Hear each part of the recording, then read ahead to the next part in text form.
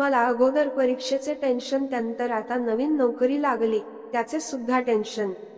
त्यामुळे माझे वजन फार कमी झाले होते. आई म्हणाली, आता तू काही चांगले फळ आणि दूध घेत जा, त्यामुळे तुझ्या हेल्थ मध्ये सुधार होईल.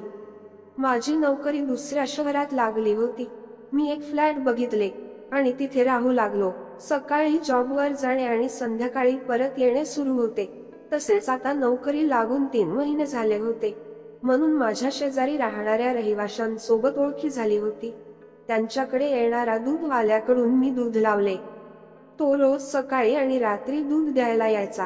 पण 1-2दा मला असं वाटले की तो दारू पिऊन असतो, कारण तो आला की मला दारूची हलकी स्मेल यायची. असेच जवळपास काही दिवस चालले आणि त्यानंतर एक दिवस एक स्त्री दूध घेऊन आलेली दिसली. ती पाहायला सुंदर होती, पण ती काम करून इकडे आली असावी म्हणून थोडी फ्रेश न झालेली दिसत होती. अगोदर मी तिला विचारले, तुम्ही कोण? तर म्हणाली, रोज हे दूध द्यायला येतात तो माझा नवरा आहे. त्यांची तब्येत बरोबर नसल्यामुळे मला यावे लागेल आणि तिच्या बरोबर एक मुलगा पण होता. मी त्या मुलाकडे बघत होतो तर तिनेच सांगितले, हा माझा मुलगा आहे. हा मागे लागला म्हणून याला आणले. तिच्या बोलण्यावरून तिचा साधेपणा दिसून येत होता. त्यानंतर ती रोज येऊ लागली आणि कधी कधी बोलू पण लागली. कधी कधी तिचा मुलगा पण सोबत येत होता. एकदा तो आला आणि आपल्या आईला पाणी मागू लागला. त्यानंतर मी त्याला आत बोलवले आणि पाणी दिले. ती पण त्याच्या सोबत आली होती. नंतर त्याला चॉकलेट दिले तर तो खुश झाला आणि तिला विचारले, हा शाळेत जातो का? तर म्हणाली, हो जातो, पण आता काही दिवस झाले घरीच आहे. मी तिला बोललो, तब्येत बरोबर नाही की सुट्ट्या असल्यामुळे घरी आहे? तर म्हणाली, तब्येत बरोबर आहे आणि सुट्ट्या पण नाही आहे. याची शाळेत फी भरली नाही म्हणून हा घरी आहे. आणि म्हणू लागली, मी पैसे जमवून याच्या बाबांच्या हातात दिले होते, पण त्यांनी शाळेत पैसे न भरता खर्च केले. मला हे ऐकून वाईट वाटले, म्हणून मी म्हणालो, किती पैसे भरायचे आहे? तर म्हणाली, 10,000. मी तिच्याकडे बघितले आणि बोललो, संध्याकाळी येऊन पैसे घेऊन जा. तर नाही म्हणत होती आणि म्हणाली, मी एवढे पैसे लवकर परत करू शकत नाही. नंतर मी तिला म्हणालो, पैसे तुमच्याकडे येईल तेव्हा द्या. तर ती शांतच होती.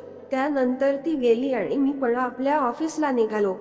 मी जॉबवर येताना ATM मधून पैसे काढले आणि घरी आलो. फ्रेश होऊन आपले काम करत होतो तर दाराची बेल वाजली. ती दूध घेऊन आली होती. तिला मी आत बोलवले आणि दूध घेतल्यावर तिला पैसे दिले आणि म्हणालो, तुम्ही पैसे घ्या आणि अगोदर शाळेत जाऊन भरा.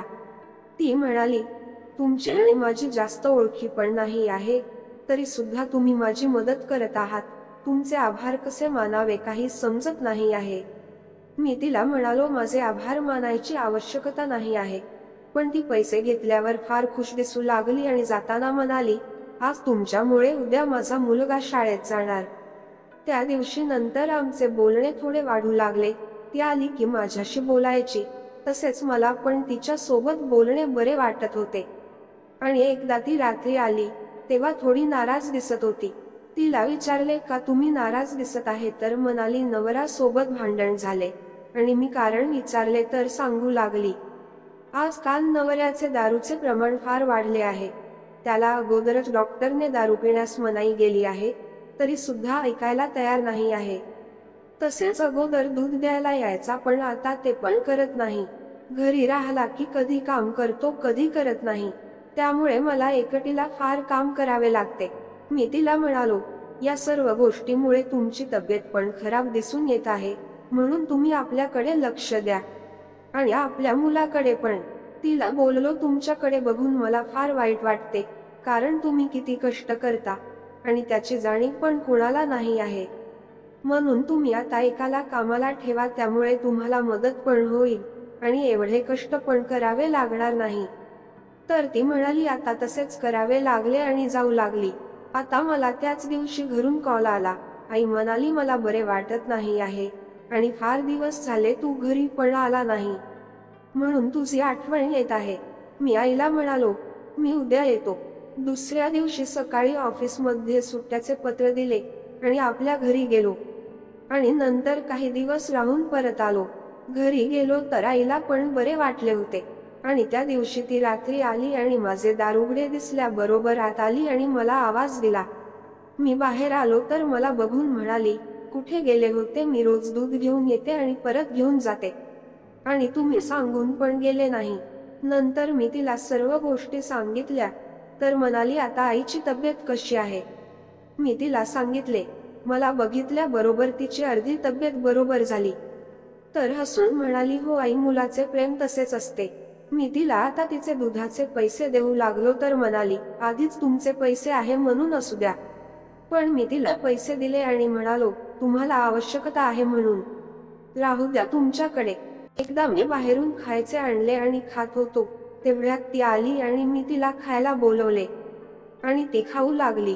आता नेहमी आली की माझ्या सोबत बोलायची आणि मला अनेक गोष्टी सांगायची. एकदा ती आली तर छान तयारी करून आली होती आणि आज ती फारच सुंदर दिसत होती.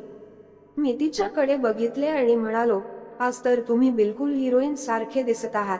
तर ती लाजली. मी तिला म्हणालो, आज कुठे जात आहे? तर म्हणाली, मला कार्यक्रमाला जायचे आहे. जाताना तिला म्हणालो, बरोबर जा, नाही तर कुणाचीही नजर लागू शकते. तर ती हसली आणि म्हणू लागली, तुम्ही फार गंमत करता. पण त्या दिवसानंतर मला अजूनच ती आवडू लागली.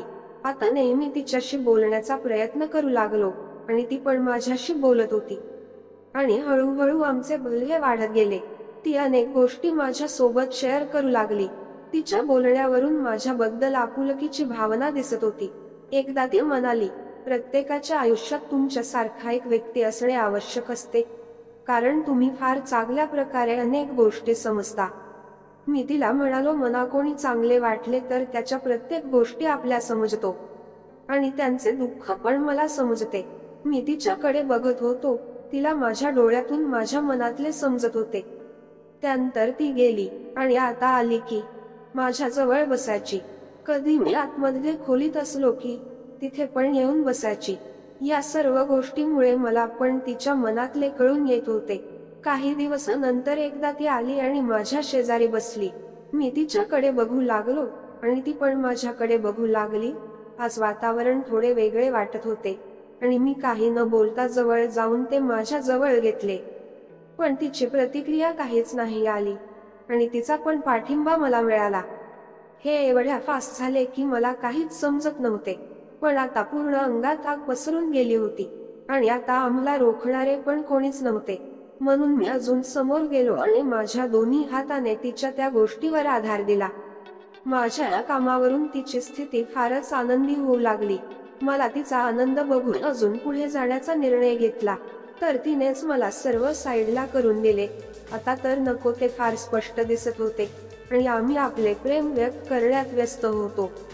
जणू आम्ही एकमेकांस अनेक दिवसापासून ओळखतो अशा प्रकारे आम्ही वेळ घालवू लागलो आणि त्या गोष्टीवर आलो. तसेच मी पुढे जाऊ लागलो. मी जसा जसा पुढे जात होतो तसा तसा तिचा उत्साह वाढत होता आणि आम्ही त्या उत्साहात पूर्णपणे वाहून जाऊ लागलो. ती मला म्हणाली, मला फार दिवसापासून काहीच मिळत नव्हते, तरी सुद्धा मी फार गोष्टी मनात ठेवून शांत होते, कारण कुणासमोर या गोष्टी मांडणे मला बरोबर वाटत नव्हते. आणि काही दिवसांनी तुम्ही भेटले. मला तुमच्यामधले चांगले पण फार छान वाटू लागला आणि असे वाटले की तुम्ही माझ्या अनेक गोष्टी समजता. मी तिचे हे शब्द ऐकल्यावर तर मी अजूनच उत्साहात आलो आणि तिला हवे ते देऊ लागलो. त्यानंतर ती कधीच अनेक गोष्टीत दुःखात दिसली नाही आणि मी तिला दिलेले पैसे सुद्धा मागितले नाही. तसेच फार वेळी तिची मदत पण करू लागलो. मित्रांनो, कथा आवडल्यास कथेला लाईक आणि चॅनलला सबस्क्राईब करायला विसरू नका. धन्यवाद.